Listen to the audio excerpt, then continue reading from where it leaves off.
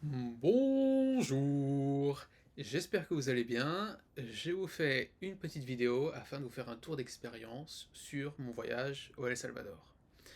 Alors pour placer le contexte, j'ai décidé d'aller au El Salvador seul pour une durée d'à peu près 3 semaines, un petit peu moins.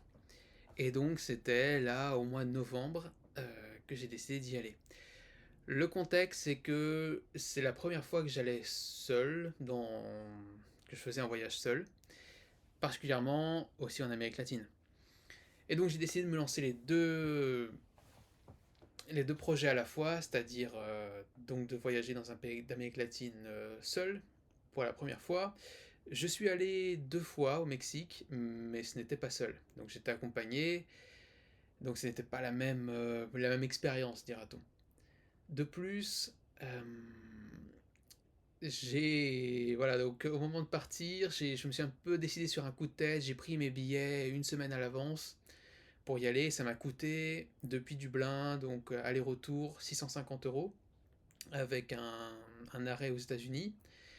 Aux États-Unis, vous devez payer un LESTA, donc ESTA.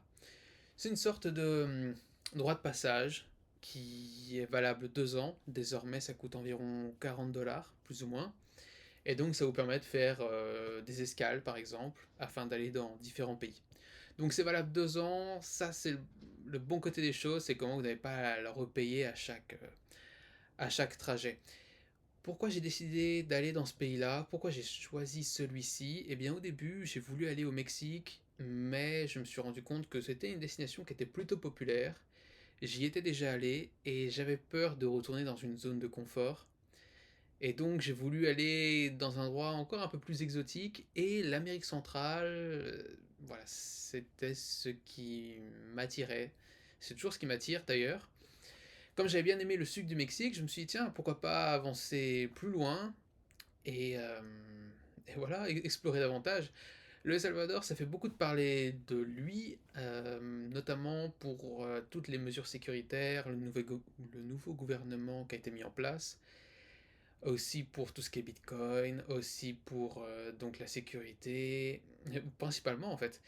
C'est un petit pays en tant que tel, euh, et au début je me suis dit que j'allais aller là-bas, je connaissais personne, et que ensuite, au vu de la proximité et des autres pays, que j'allais peut-être faire un trajet au Honduras, au Guatemala, finalement j'ai décidé de rester à 100% au El Salvador, car je trouve qu'il y a beaucoup de choses à faire, et même lorsqu'il n'y a rien à faire, simplement prendre le temps de profiter était agréable. Donc avant de partir, à partir du moment où j'ai réservé l'avion, j'ai pris mes billets, etc., j'ai commencé à être stressé, à avoir peur, à me demander si j'ai fait le bon choix d'aller là-bas, d'y aller seul, d'autant plus. Et au niveau de la planification, eh bien, je n'avais rien prévu. C'est-à-dire que j'ai planifié mon logement quasiment la veille pour le lendemain, et seulement pour une nuit, donc à la capitale. Mais sinon, j'avais pas vraiment regardé les activités à faire, j'avais rien planifié, et je me suis dit que je découvrirais là-bas. Et c'est effectivement voilà, ce qui a été le cas, donc jusque dans l'avion, jusque dans le trajet, je pense que c'est quelque chose de commun, et qui est commun pour chaque voyage, pour chaque saut à l'inconnu. Eh bien, au moment de prendre l'avion, au moment où ça se matérialise, au moment où l'échéance arrive, eh bien, il y a un stress qui commence à venir. Et c'est aussi pour ça que je fais ces vidéos-là. Parce que parfois on se demande, ah, comment je vais m'en sortir? Est-ce que certaines personnes sont déjà passées par là? Eh bien, c'est pour faire une sorte de retour d'expérience. Donc, jusqu'à dans l'avion, je me souviens, en allant aux États-Unis, eh bien, j'étais stressé. Mes peurs n'étaient pas au niveau de la sécurité, mais davantage au niveau de l'intégration et de savoir est-ce que j'allais m'y plaire là-bas ou non. Est-ce que j'allais passer un bon moment, puisque 3 semaines, si on se sent perdu, rejeté ou simplement dans un mal-être, c'est très long. Et voilà, je pensais que ça allait pas être très touristique. Effectivement, ce n'est pas très touristique, mais il y a quand même beaucoup de choses à faire. Et, euh, et donc voilà, donc j'y suis arrivé avec ces craintes-là, de me retrouver, oui, un peu seul, un peu trop perdu peut-être. Et en fait, ce qui s'est passé, c'est qu'au moment où je suis arrivé donc à l'aéroport de Miami pour faire l'escale au El Salvador, eh bien j'ai rencontré inopinément, une femme, une Italienne de 50 ans plus ou moins, qui elle a l'habitude de voyager dans chaque pays d'Amérique latine, à peu près 2 fois par an, et son but est de tous les visiter. Donc quelle chance, puisque cette personne-là est donc très expérimentée, moi je suis totalement novice, et donc on se lie d'amitié, et cette amitié durera au moins 2 semaines, puisqu'au moment de la troisième semaine, je commençais à prendre davantage mon chemin, mon indépendance, et à vouloir faire mes propres activités, et à vouloir prendre mon propre espace. Et en fait, je vous spoil un peu, mais j'ai découvert qu'en fait la crainte que j'avais, qui était d'être seul, d'être perdu, et bien finalement, j'ai découvert au travers de ce voyage que lorsque l'on voyage seul, il est important d'apprendre à dire non et de choisir à qui on donne son temps, puisqu'au final on rencontre beaucoup de personnes. Je dormais dans des auberges de jeunesse, à faire des activités qui, oui, parfois sont touristiques, et donc on rencontre d'autres personnes qui voyagent. Et donc on est souvent amené à discuter, et par exemple 2 personnes qui voyagent seules vont être ouvertes à la discussion, et donc à se connecter, et donc finalement la seule chose à faire pour connaître du monde, c'était de dormir donc dans ces dortoirs, dans ces hostels, dans ces... Oui, dans ces... Vous m'avez compris, auberges jeunesse. Et à ce moment-là, il y a tout un tas de personnes de différents âges, de différentes nationalités aussi, et qui sont donc ouverts à la rencontre, et c'est donc très facile de se connecter.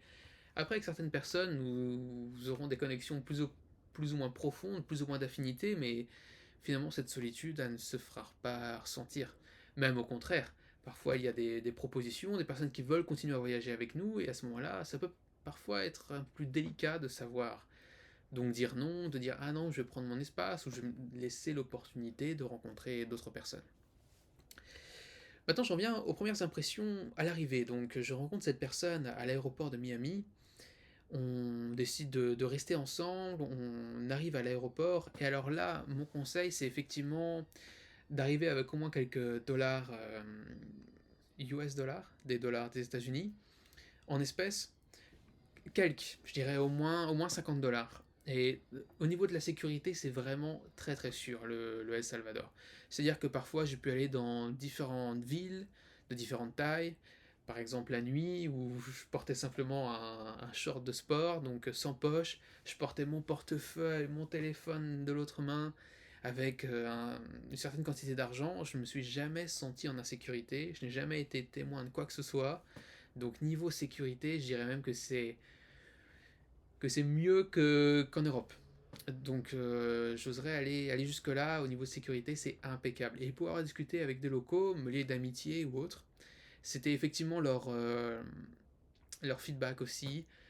Et ils m'assuraient qu'il n'allait rien m'arriver, que personne n'allait m'agresser, me braquer ou quoi que ce soit. Au niveau de la sécurité, c'est vraiment 100% top. Aux personnes à qui j'ai parlé, ils m'ont confié la même chose. En revanche, au niveau des pays voisins, j'ai entendu d'autres sons de cloche. De la part de Salvadoriens, de Salvadoriens, pardon. Et il me confiait qu'au Guatemala, il y avait parfois des zones un peu plus sensibles, ou au Honduras, il s'était senti d'une manière un peu différente. Ça, c'était des voyageurs allemands qui m'avaient dit ça. Donc le Salvador apparaît comme une particularité, d'autant plus que c'est vrai qu'il y a quelques années, c'était l'un des pays les plus dangereux. Et j'ai par exemple discuté avec un chauffeur de taxi, et il me disait qu'auparavant, il n'aurait pas pu faire ce travail-là, au vu de l'insécurité, mais que puisque maintenant tout était sûr, eh bien il pouvait exercer cette profession donc de taxi. Je regardais si ça enregistrait toujours. Donc je reviens aux premières impressions à l'arrivée, et donc j'arrive, et ce que je recommande, c'est de prendre un Uber. C'est-à-dire d'éviter les taxis, parce que eux, ils vont essayer de nous entourlouper. Quand je dis nous, c'est avec ce faciès-là.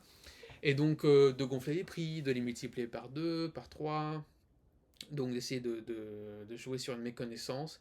Bref, pour les transports, je vous recommande le bus. Les bus, j'y reviendrai par la suite, ou Uber. Uber, je recommande à 100%. Je ne suis pas un fan, je l'utilise jamais ici en Europe. Néanmoins, là-bas, c'est très utilisé, c'est très réactif, et ça coûte quelques dollars de faire les trajets. Donc à ce moment-là, je vous recommande Uber, puisque forcément vous payez les prix normaux, et vous ne faites pas arnaquer par les taxis, tout simplement. Donc vous pouvez le prendre, apparemment il y a un bus qui va de l'aéroport au centre. J'étais arrivé tard la nuit, donc j'ai partagé un taxi avec cette amie italienne. Mais si vous arrivez tard la nuit, je pense que vous payez entre 20 et 30 dollars pour prendre le Uber entre donc l'aéroport et San Salvador, qui est donc la capitale. Attention, pour vous aider à vous y retrouver, El Salvador, le pays, San Salvador, la capitale. Donc, si vous arrivez de jour, je vous recommande de demander à droite à gauche où est-ce que vous pouvez prendre le bus pour aller en centre-ville. Ça vous reviendra beaucoup moins cher. Maintenant, si vous voulez l'option plus confort, plus voilà, le Uber. Je vous déconseille le taxi très fortement. Et en fait, ce qui est assez intéressant, c'est quand vous arrivez, vous avez une route donc de l'aéroport qui vous mène à la capitale, et en fait tout est très bien bétonné, etc. Et vous avez même des poteaux avec les couleurs donc du drapeau, bleu, blanc et bleu. Et donc il y a un côté un peu moderne, presque majestueux, je dirais. Donc on sent qu'il y a eu un certain investissement pour, je sais pas si on peut dire impressionner, mais oui, de cet ordre-là, le voyageur ou la personne qui arrive, ou même le citoyen, peut-être pour le rendre un peu plus patriote. Voilà. Donc le trajet se passe bien. À San Salvador, donc la capitale, de manière générale, j'ai été très régulièrement déçu des logements auxquels je suis resté. Il y en a deux qui m'ont plu. Un qui est un hostel, donc un dortoir. On peut aussi avoir des chambres. Je suis resté dans la chambre pour cet hôtel-là. Vraiment très bien, dans le centre-ville. Donc je le mettrai, je pense, en description. Un autre, un peu plus excentré, un peu plus vers le sud-est de la capitale, plus cher, des chambres. Quand je dis plus cher, je crois qu'on est aux alentours de 50 dollars. Et donc, mais par contre, très bien, de très bonne qualité et très plaisant le séjour. Donc voilà, je vous mettrai les deux options, comme ça vous en faites une peut-être plus abordable, une un peu plus classe. Mais sinon, j'en ai testé un certain nombre, et alors aussi, ce qu'il faut vous attendre, ce sont les douches froides. Alors certes, il fait très chaud dans le pays. Quand je dis très chaud, c'est que là en novembre, il faisait à peu près 30 degrés tous les jours, avec parfois un petit peu de pluie en soirée, mais très peu. Donc forcément, quand il fait très chaud, eh bien, ça peut être agréable de prendre une douche froide. Mais moi, en tant qu'Européen, j'étais habitué à prendre une douche chaude, ou ne serait-ce que tiède, même lorsqu'il fait chaud. Donc c'est une différence, et parfois il faut vous y attendre dans certains logements. Donc comme je vous disais, les logements assez déçus dans l'ensemble à San Salvador. Bref, pour ce qui est de l'intégration, effectivement, la première nuit, le premier matin, je me suis réveillé à la capitale, et alors là, il y a une différence quand même significative de culture, de lieu de vie, de tout. C'est un environnement complètement différent de ce qu'on a l'habitude de connaître. Et donc, je me sentais effectivement perdu au milieu de la foule. San Salvador est une ville, elle n'est pas très jolie, je trouve. Elle est assez routière. Néanmoins, il y a quand même beaucoup de choses. C'est un peu le centre névralgique du pays, nécessairement. Donc, il y a beaucoup de personnes, beaucoup d'activités. Mais le centre est quand même relativement sympa. Il y a une librairie qui est très moderne et qui est même peut-être mieux que n'importe quelle librairie, par exemple en Irlande. Et forcément climatisée, qui a tout ce qu'il faut. Et donc, au niveau de cet endroit-là, il y a aussi le palais national, il y a une église, il y a le théâtre national. J'aurais aimé le visiter, mais j'ai manqué de temps. Il y avait des activités à l'intérieur, musicales, ce genre de choses culturelles gratuites. Donc, ce que j'ai fait, c'est que en étant seul, j'ai été prendre un petit déjeuner dans tel ou tel endroit. Alors, je parle espagnol, donc ça a été le côté positif. Euh, des gens parlent anglais. Aussi, lorsqu'ils voient que vous êtes étranger, ils vont tenter de parler anglais, mais nécessairement, on connecte beaucoup mieux et beaucoup plus profondément, et plus souvent, lorsqu'on parle espagnol. Donc, je pense que c'est quand même c'est pas un prérequis, puisque j'ai connu des gens qui ne parlaient pas espagnol et qui voyageaient là-bas, mais évidemment, je recommanderais fortement. Donc voilà, donc pour la première nuit, oui, effectivement, je me suis senti toujours perdu, et je me suis demandé si j'étais bien à ma place, si j'avais fait le bon choix. Mais ça n'a duré que cette première journée. Par la suite, après, nous sommes allés à Santa Ana, donc une ville un peu plus au nord-ouest que j'ai beaucoup, beaucoup aimé. Là-bas, ce que je vous recommande, donc pour y aller, il y a un bus à prendre. Donc alors, petit point sur les bus. C'est important, il y a beaucoup de bus qui vont à beaucoup d'endroits, ils sont très peu chers. Quand je dis très peu cher, ça va de 25 centimes de dollars à 1,50 € peut-être, le plus onéreux. Et donc celui-ci, par exemple, il me semble que pour 1,50 €, vous pouvez aller du centre-ville à Santa Ana. Alors je me souviens plus du numéro de bus, mais il y a un point d'arrêt dans le centre-ville. C'est pas vraiment un point d'arrêt, c'est plutôt un terminal d'où les bus partent pour aller donc vers Santa Ana. J'essaierai de vous mettre aussi le lien dans la description, puisque si vous voyagez là-bas, ça vous sera très utile. Car les bus, ils ne sont pas connectés à Google Maps, j'ignore encore comment savoir lesquels vont où et s'arrêtent à tel endroit, et donc il est nécessaire à chaque fois de demander. Par exemple à l'hôtel où vous résidez, ou alors à des gens dans la rue, de dire «Ah, j'aimerais aller à tel endroit, est-ce que vous pouvez m'indiquer la direction?» Et souvent, les personnes, quasi tout le temps, nous aident, nous aiguillent et savent. S'ils savent pas, une minorité ne savent pas et vous le diront.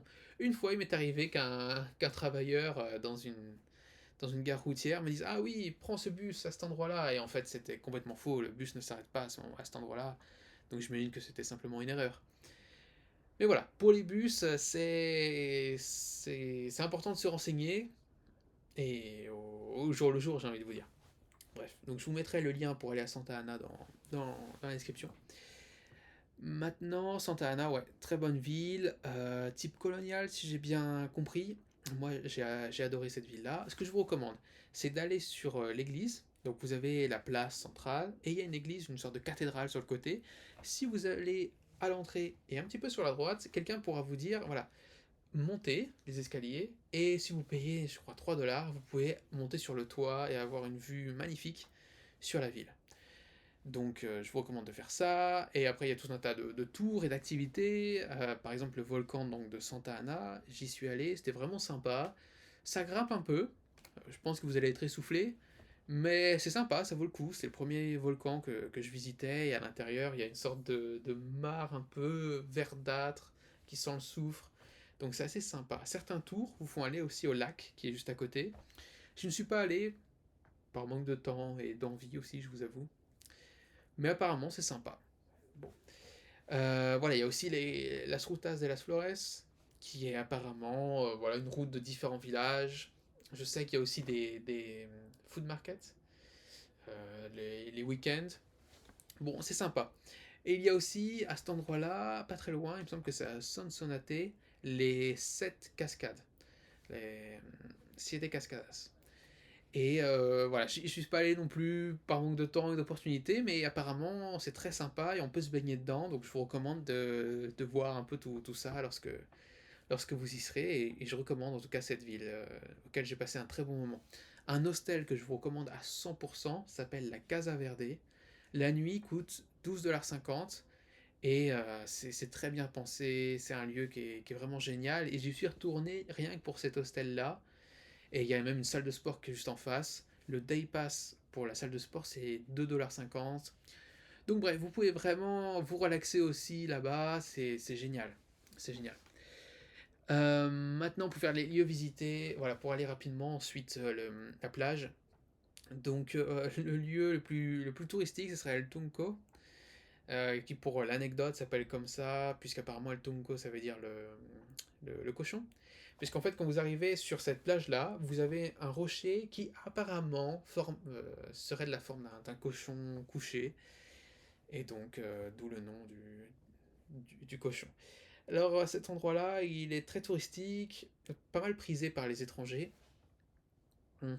C'est pas ma plage préférée, pour être honnête avec vous. Oui, je vous le recommande peut-être de visiter ça une soirée, une après-midi, pourquoi pas. Je suis allé à la plage assez proche, un peu plus à l'ouest. Vous pouvez prendre un bus, par exemple, pour vous y aller, pour y aller, qui s'appelle El Zonte. Donc Zonte.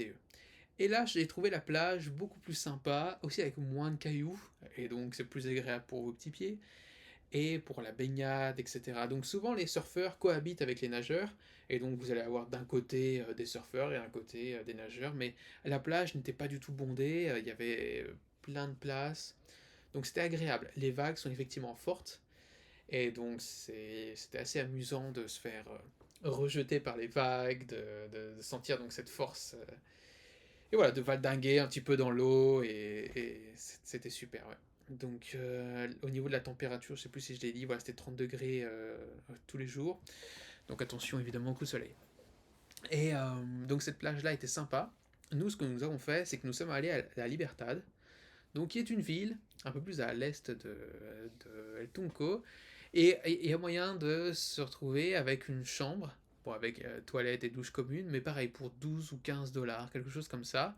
Et donc après, l'idée était de prendre un bus, et en 20 minutes, 30 minutes, on était au Tunco, El Zonte, tout ça. Donc après, cet endroit-là est un peu plus dodgy, un peu moins touristique, un peu moins sympa, mais les logements au bord de la mer, ça coûte rapidement, relativement cher. Donc c'était une solution économique, et voilà, je vous le dis si vous êtes intéressé. Maintenant, voilà, et ensuite par la suite, nous sommes allés à Tamaninke, il me semble. Donc là, c'est pareil, pour visiter quelques cascades.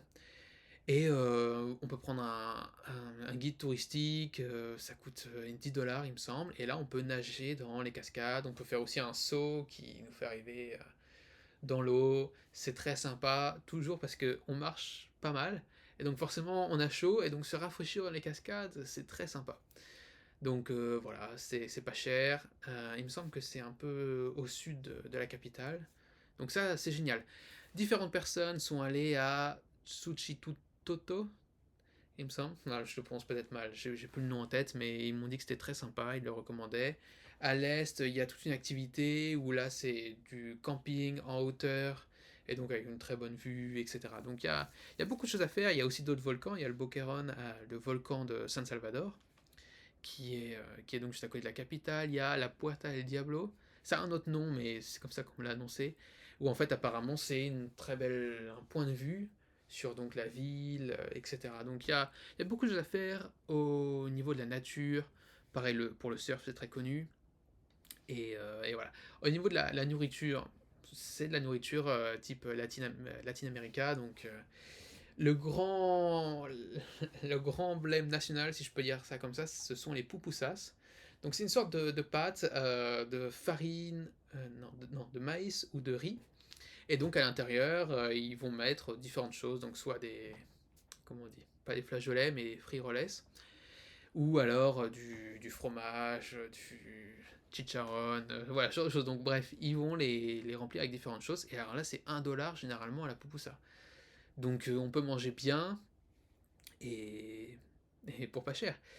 Contrairement au Mexique, je me suis senti beaucoup moins malade, voire même pas du tout, avec moins d'étourdissement, on va dire. Donc j'ai trouvé que mon corps s'était beaucoup mieux adapté et beaucoup plus rapidement à cet endroit-là que par exemple au Mexique.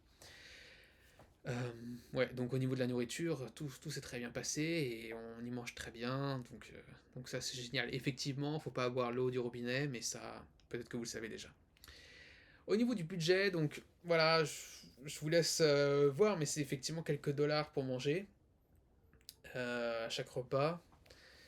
Et les bus, quelques dollars aussi. On peut prendre des Uber, c'est possible, effectivement, ça fait monter la facture. Et au niveau du logement, c'est entre 12 dollars pour un dortoir. Et je dirais que les logements seuls, ça va à 20, 30, 40, voire 50 max dans la capitale. Mais voilà, c'est pour vous donner un peu un ordre d'idée. Euh, Là, je relis mes notes, et sinon, bah, au niveau des points positifs, oui, plutôt du point de vue humain, alors là, par contre, c'était vraiment génial. Puisque ma peur, donc, de ne pas m'intégrer ou de ne pas avoir de fun, finalement, c'est complètement l'inverse. C'est-à-dire que j'ai eu l'impression de m'intégrer très facilement, de me faire des contacts salvadoriens, des amis qui deviennent après des amis d'amis, qui me présentent à un tel et à un tel.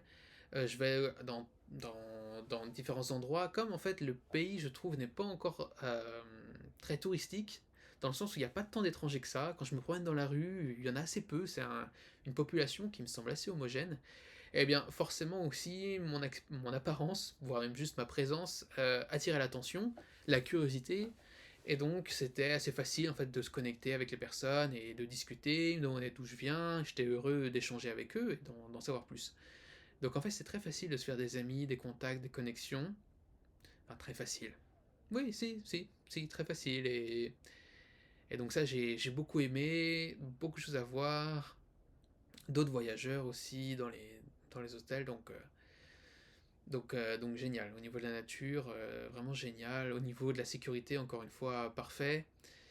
Maintenant, un petit mot aussi au niveau du Bitcoin, j'aimerais en parler, puisque je sais que c'est parfois cité dans différentes émissions, différentes choses, comme quoi c'est une monnaie nationale, que ça aurait été adopté, etc.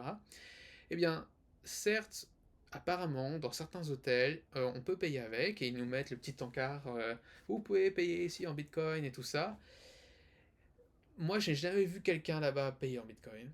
Et par exemple, lorsque je suis allé dans un centre commercial, enfin non, pas un centre commercial, un supermarket, un supermarché à Santa Ana, et donc c'était écrit ici, vous pouvez payer en Bitcoin. Et je me suis dit, allez, maintenant, c'est maintenant ou jamais, je vais payer en Bitcoin. Et je suis arrivé devant la caissière et je lui ai dit bonjour, j'aimerais payer en Bitcoin. Et je sens que cette personne a commencé à être un petit peu surprise et apeurée et à dire ah ok bon bah, faut que j'appelle un tel pour qu'il me montre comment faire quoi en gros.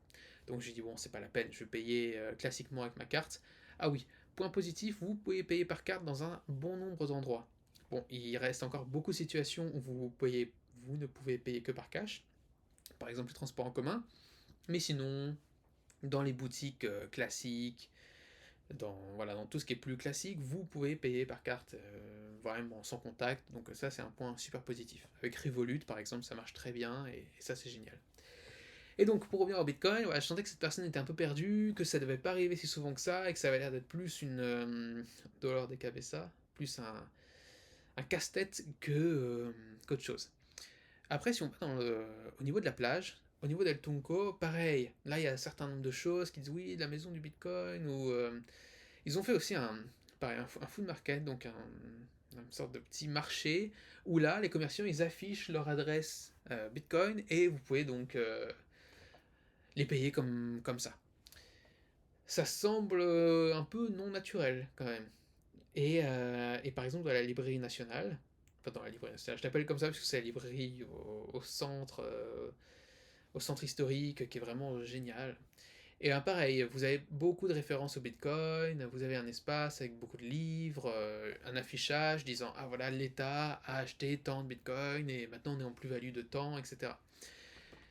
Donc je suis un peu sceptique, d'autant que lorsque j'ai parlé aux différents Salvadoriens, et je leur ai demandé tiens, est-ce que toi-même tu possèdes du Bitcoin, qu'est-ce que t'en penses? Et cette personne-là m'ont dit, bon c'était des femmes, et elles m'ont dit que bah, n'y croyaient pas vraiment, que les Salvadoriens qu'elle connaissait n'utilisaient pas ça et que ça semblait être plus du marketing international qu'une réelle adoption réelle.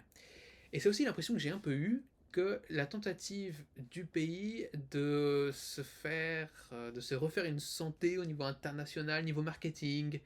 Par exemple, vous allez voir leur logo sur leur pays un peu ici et là.